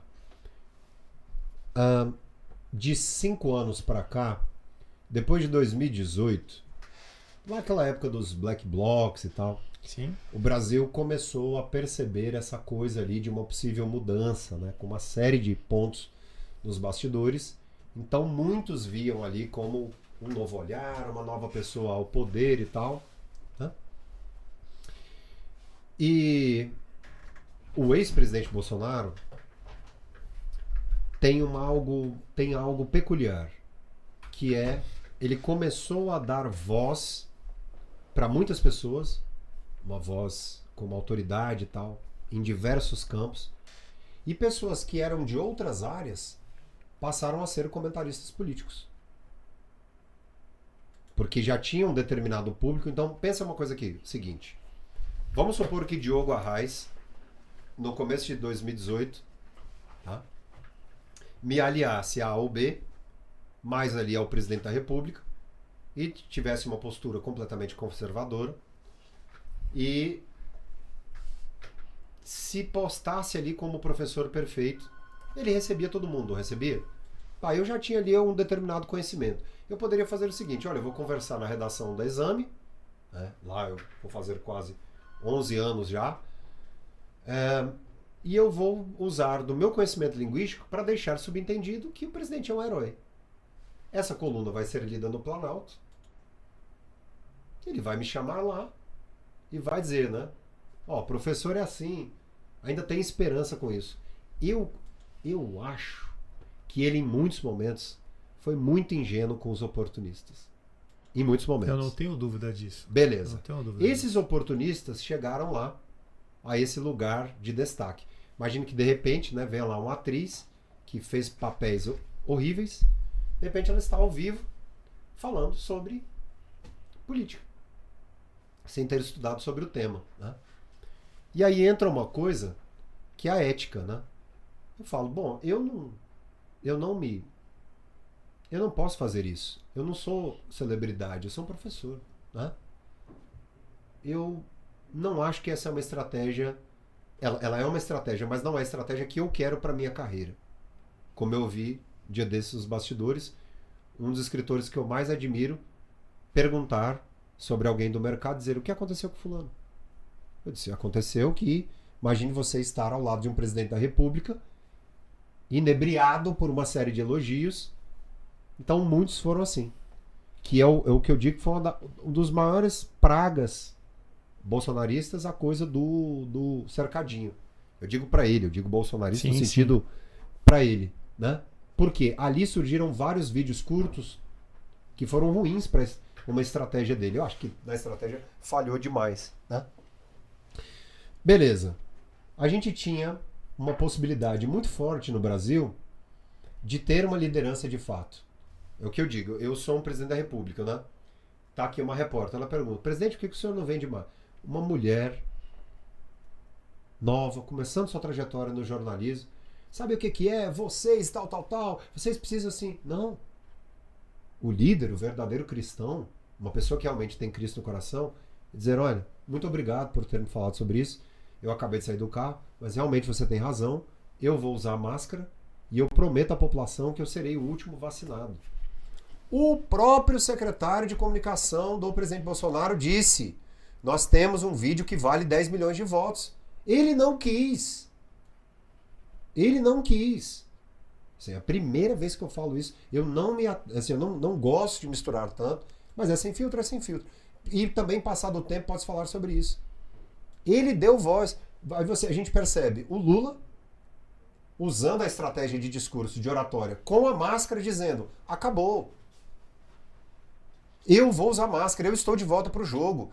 E se eu tiver que dar a vida, eu vou. Acabou! E aí só ia piorando. Aí eu tenho um amigo, né, que até hoje acredita em conspirações e coisas malucas. Ele diz assim: Diogo, você só fala mal do cara. Eu falei: não, eu não só falo mal do cara. É que a gente precisa perceber o que é deslize estratégico de discurso de comunicação, que é uma coisa que eu conheço. Então, muitas pessoas foram oportunistas e chegaram ali a lugares em que elas não têm bagagem para aguentar essa pressão toda política. E jornalistas políticos inteligentíssimos começaram a perder espaço para essas pessoas. Isso é absurdo. Né? Mas ali existe o jogo. Diogo, uma coisa, eu tenho uma questão que eu preciso te falar, eu preciso te perguntar. E disseram que você foi convidado pelo governo Bolsonaro para trabalhar na comunicação. No meio lá, eu tive uma reunião com uma pessoa lá da presidência e tal, para que eu fizesse lá uma série de blocos sobre o que fazer e o que não fazer na comunicação. E eu não mexi com isso. Fosse o dinheiro que fosse. Primeiro ponto. Eu já sabia da atuação egocêntrica, da mesma forma que foi ali dentro da Secretaria de Cultura. O que aconteceu ali foi bizarro. Um sujeito colocou uma música de Wagner ao fundo, com um discurso propositalmente. Só não vê quem não quer, né? Então, assim, ali um pouco antes eu já não tinha esperança alguma em relação à chamada coerência. E cada vez mais radical.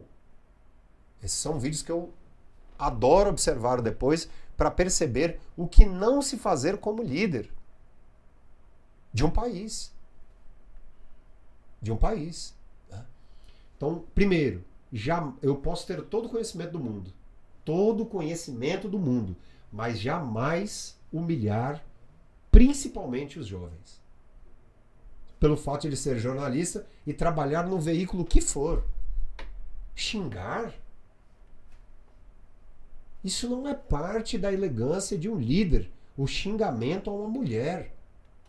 Ele tem a filha dele vai ter aquela idade. Como é que ele vai se sentir se ela for jornalista e lá no futuro alguém fizer isso contra ela? Que isso não se faz. Sim. Isso não se faz. O estratégico pode discordar de Globo, de Z, de A. Vai dizer, muito obrigado. E depois ele lá, quando ele estiver na intimidade, ele faça isso. Mas esse ódio que ele trouxe para ele... Ele não treinou comunicação. Ele tem um problema de articulação de determinados fonemas. Ele não treinou. Ele nunca fez um texto com fluidez. Sempre pausas. O verso bíblico que ele abraçou durante a campanha não tem um ritmo interessante. Né? Mas também ele só chegou lá muito por causa dessa polêmica de bater em tudo e em todos. E uma parte muito estratégica de discurso, ele deu voz ao policial, que nunca foi ouvido, ao evangélico, que era motivo de piada, isso é absurdo. Ele deu voz ao evangélico, a muitos pastores do país. E o Bolsonaro conseguiu também, estrategicamente, dar uma voz de que vocês estarão protegidos no Brasil. O cara que assalta tem que ir alguma coisa. Essas três partes aqui, foram exatas. Enquanto o outro lado perdeu muito por isso, né? E começou a crescer com o quê? Com o erro dele mesmo. Com o erro dele mesmo. Pois bem. Vamos chegar lá, né? E aí alguém fala o seguinte: mas o outro... Rapaz, para mim o outro, o Lula, não existiria se não fosse a pandemia. Lula não viria aqui. A voz do Lula começou a aumentar com isso. E foram agindo ali, alguns dos bastidores estrategicamente, vamos bater no dedo do Bolsonaro, porque já ele tem um Roberto Jefferson, um Silva, uma Zazá, alguma coisa, vão fazer ele. Não deu outro. Não deu outro. Para quem conhece o mínimo de política e tem a mínima vontade em discutir isso, beleza. As pessoas estavam iluminando o celular esperando alguma coisa de ET há pouco tempo. Isso é inacreditável o que aconteceu no país, né? Dentre outras tantas coisas, se falarmos aqui, nós poderíamos fazer uma análise entre um e outro, né? Já eu comento sobre os maiores deslizes da esquerda, sob o ponto de vista do discurso também, que foi o que me O que me trouxe uma grande decepção, uma enorme decepção à época, com o que o Lula pregava em discurso e que depois foi tão incoerente. Tá? A pauta do gênero no Brasil. Por que falar sobre gênero no Brasil incomoda tanto? Né? Porque as pessoas... língua tem muito a ver com política. Língua tem muito a ver sobre essa história de que o professor na sala de aula doutrina sim. Rapaz, veja bem o seguinte. Toda pessoa muito bem educada... Esses pais e essas mães que fazem isso abrem uma literatura? Incentivam os filhos a conhecerem música clássica? São de fato os verdadeiros, esses que se dizem tão cristãos, sabem um dos maiores princípios de Cristo, que é nunca educar pelo medo? Essas pessoas que são tão contrárias ao aborto, mas defendem a pena de morte de um sujeito que às vezes foi pego ali de maneira errônea. E aí ele é motivo de vídeo repassado no WhatsApp de alguém pisando na cabeça de um negro, de uma pessoa assim assada. Que humanismo é esse? Que Jesus Cristo é esse? Que atua tanto assim? Porque foi um homem extremamente humilde, líder, e que não precisou humilhar ninguém, não. Pelo contrário. O professor Olavo pode ser um grande pensador para muitas pessoas aqui. Mas que lamentável humilhar as pessoas. Pesquisadores e tantas pessoas. O que os pesquisadores sofreram no período Bolsonaro? O artista como um todo. É da mídia, sai pra lá e tal. Então, olha, tem gente que falou, a pessoa que fica em cima do muro, diz a Bíblia, é um demoníaco. Isso é pesado. É pesado isso aí. Isso é muito pesado. Sobre a história de doutrinar, né? Então, os pais estão preparando esses filhos. E aquela bizarra história de kit gay. Que negócio de kit gay, meu irmão? E aí, com isso, a universidade do WhatsApp, né, ele lá no programa da Gimenez, ou no CQC, o Bolsonaro, tem que acabar com isso, assim, assado e tal. E as pessoas foram comprando essas ideias de vídeos que vinham assim. Não se lê todo o texto. O Brasil, eu digo, compreensão textual no Brasil é matéria de saúde pública. E matéria de saúde pública. Essa é boa. E aí o seguinte, por que nós exaltamos tanto com a questão de gênero no Brasil? Ah, porque eu não quero que um filho meu, você não quer que um filho seu o quê? Seja feliz? Tenha paz interior? Então eduque na sua casa. A língua, falando especificamente sobre a língua portuguesa, existem estudiosos muito sérios sobre a questão do gênero. Gente que estuda mesmo, não é que falou todo, está errado ou está certo. Gente que estuda, dedicou a vida a isso. Igual um médico se dedica 10 anos à coluna, tem gente que estuda de maneira muito séria a questão do gênero em várias línguas. Etimologicamente, na história, não faz sentido, basta usar todos. Etimologicamente. Mas as pessoas usam o que elas quiserem ali. E uma determinada minoria que não conhece especificamente a língua, não são especialistas em língua, mas são criativos ou querem usar aquilo ali e se sentem abraçadas com aquilo. Você pode perceber que hoje o governo não usa todes, porque não pegou. Não pegou. Mas por que não pegou? Porque língua é o uso. E não é se é do 13 ou do 22, ou se tem arminha para baixo para cima. Sim, para com isso. A discussão é muito mais profunda. Mas a pauta de gênero incomoda muito mais. Porque o homossexual no Brasil ainda incomoda muito. Né? Porque o Brasil é declaradamente um país racista, machista, e a minoria no país não tem voz. Esses que se dizem tão conservadores, que se dizem tão cristãos, no mínimo deveriam agir com elegância em relação aos outros. E o preço foi altíssimo. Ah, mas e os erros da esquerda?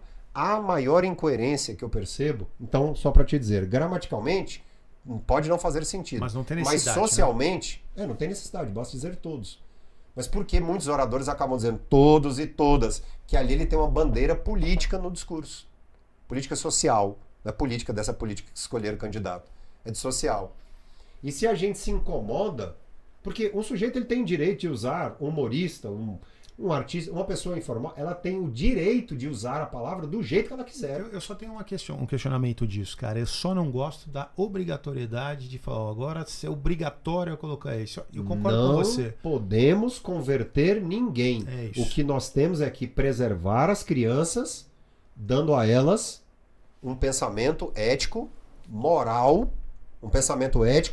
social, sem divergência. Sim. Educar criança é algo muito sério. E não é Tarcísio achando que, com todo respeito ao governador, mas não é se colocando um material simplesmente didático. Sem a análise de educadores que se dedicaram a vida a isso. Ah, porque vem de fulano de tal. O que é isso? Então, o educador precisa do respeito. E a comissão. Comissão é decisão, demora, ação demora. Agora, a implementação de gênero neutro na escola para uma criança de 6 anos de idade. Ela nem sabe o que é gênero. Por favor. Sem dúvida. Sem dúvida. E aí a galera da universidade do Zap Zap acha que é isso. Que a professora vai chegar em sala de aula, oi, bom dia a todos e tal, e vai comer. Não é assim, língua é uso. Que isso?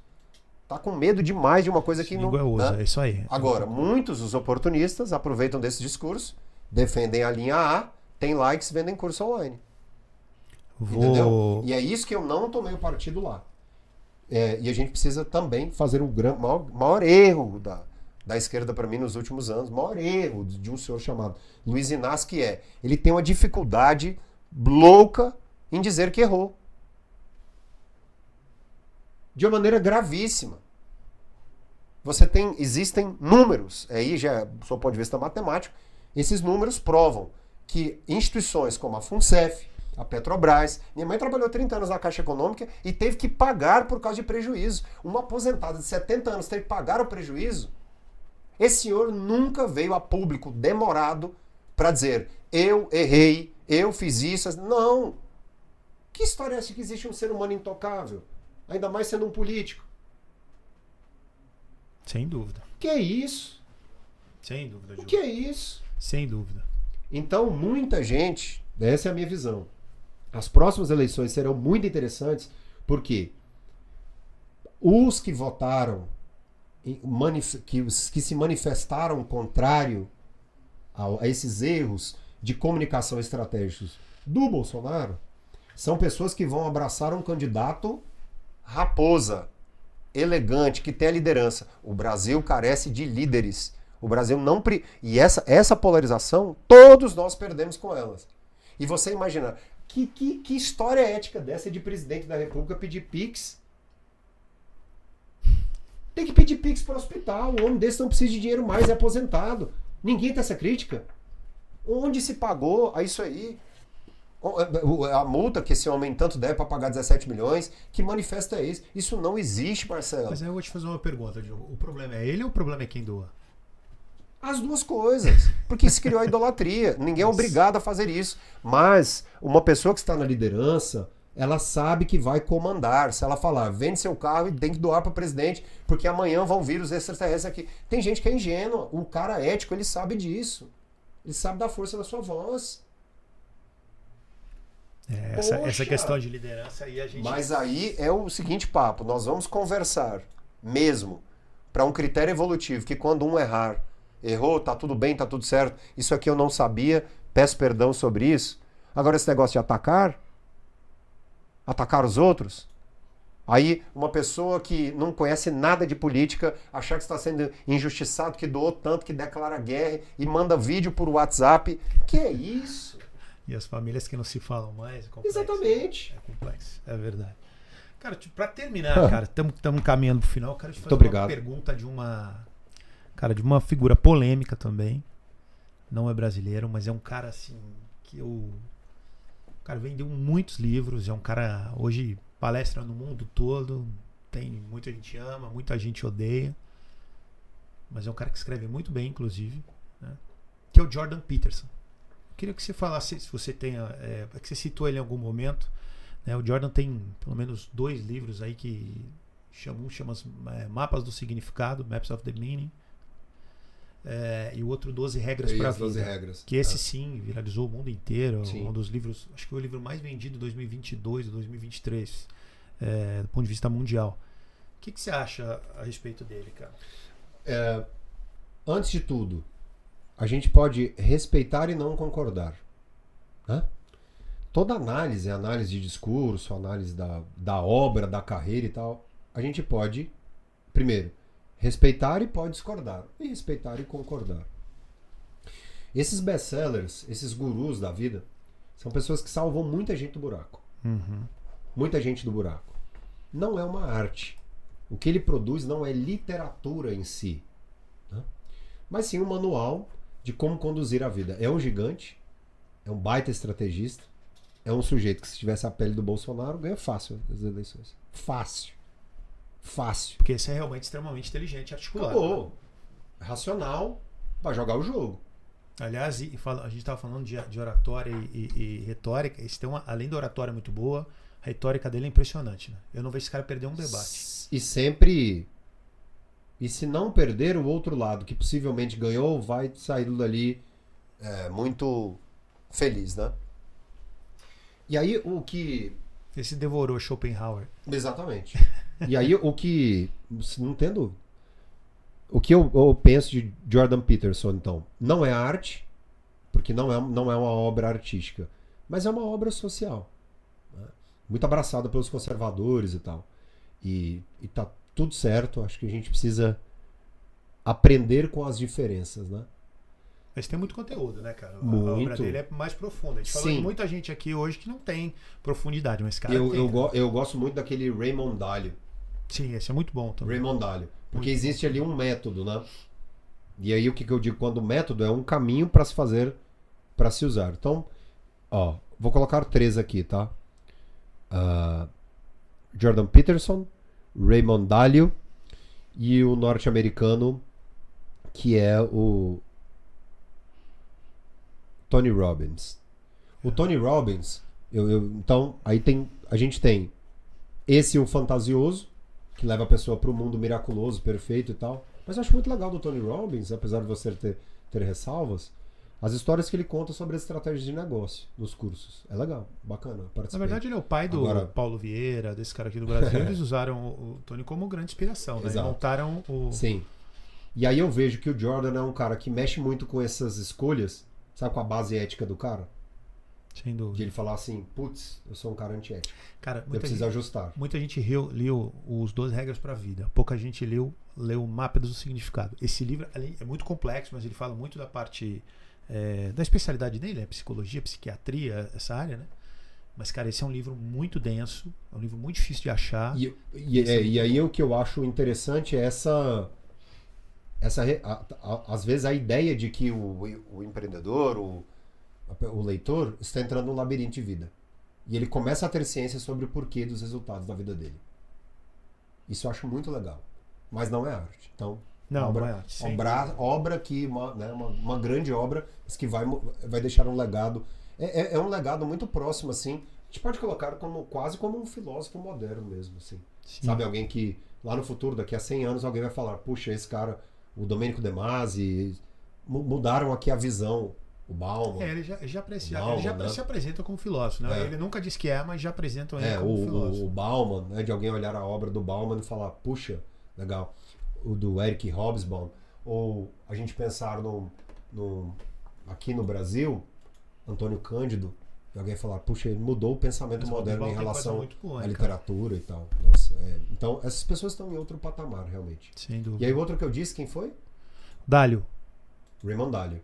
Que aí sim, é outro já, né, especificamente nesse mercado de numérico do dinheiro e tal, né, como um grande guru mesmo. A obra Princípios é muito interessante. Sensacional. Muito interessante. É uma lição de vida mesmo. Aí, respondido. Diogo Arraes, meu grande amigo. Ó, gente, de novo, vou te dizer o seguinte, uma grande honra estar do lado desse cara.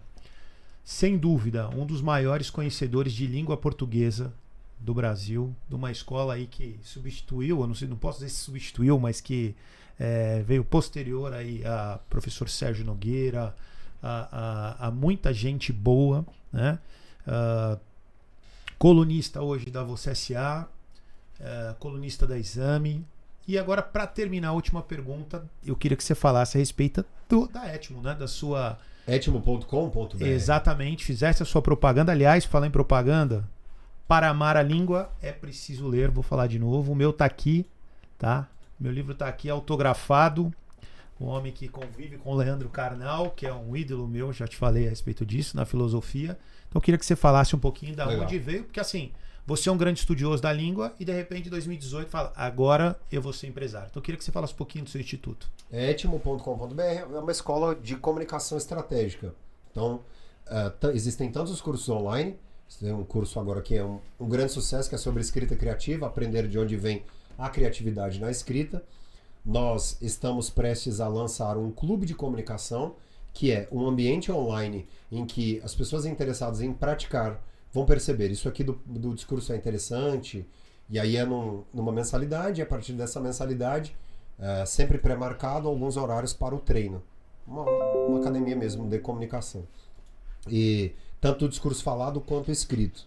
E além disso, dentro da Etimo existe a possibilidade de se contratar uma palestra minha, uma consultoria e esse processo de assessoramento constante em tudo que se refere à palavra dentro de um negócio.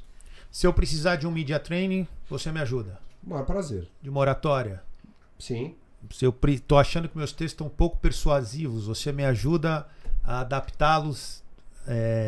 Dançamos conforme a música para ganhar o Oscar. É isso aí. O VMA. Muito bom. Para fechar, da onde veio o nome, a ideia do Etimo? Etimo é origem. A etimologia é a origem da palavra. Esse era o nosso grande sonho. O grande sonho meu e de Emerson Biava, que é o meu sócio nos cursos online, responsável também pela minha parte de marketing. Uma história muito curiosa do Emerson, começou a trabalhar comigo, logo depois teve a proatividade de falar, não, quero ser parceiro seu em alguns negócios. Falei, vem pra cá, vamos crescer juntos. Time, todo mundo tem que ganhar no time. Se eu ganho, todo mundo ganha no time.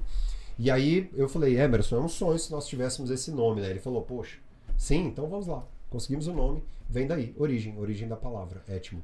Diogo, muito obrigado pela sua presença. Muito obrigado. Olha, Diogo, vou te dizer uma coisa pra você. Nosso bate-papo dava pra fazer, ficamos aqui quase 2 horas, pelo menos 1h30. Dava pra gente fazer aqui mais 3, 4 horas. Mas fica o convite seguinte, Diogo, sempre que você quiser usar a nossa estrutura pra entrevistar alguém, você tem toda a liberdade de vir aqui ao Otimize. Você é um amigo. Vamos fazer novos bate-papos, porque, cara, ficou muita coisa que a gente podia discutir, porque você é um cara extremamente articulado, bom, tem domínio no que faz e não só no que faz, que é um cara, é um generalista, é um especialista na sua área, mas tem um conhecimento geral muito aprofundado. Muito obrigado pelo seu convite. Muito obrigado. E a gente termina aqui o Tudo Acaba em Business. E olha, uma presença hoje do meu grande amigo e craque na língua portuguesa, 2 apaixonados por futebol, não tinha como falar diferente, Diogo Arraes. E hoje vai dar Verdão, hein? Não é o Palmeiras, é o Goiás hoje. Hoje Palmeiras e Goiás. 9h30 no Allianz, sexta-feira, que dia hoje? 15 de setembro de 2023, né? Tomara então quem assistir depois vai dizer, poxa, ele teve razão, ganhou. Ó, a minha história no futebol também, um dia eu vou te contar, ela é longa também. E aqui tá chegando, por falar em futebol, o CEO do Cruzeiro, Pedro Martins, um grande amigo meu, vai participar com a gente. Numa sequência, vou te apresentá-lo, porque é um cara sensacional. Um dos caras mais competentes que eu tive a honra de trabalhar no futebol. Legal gente, demais. Grande abraço, sucesso Valeu. a todos. Tchau, Um tchau. abraço, valeu. Obrigado, tchau.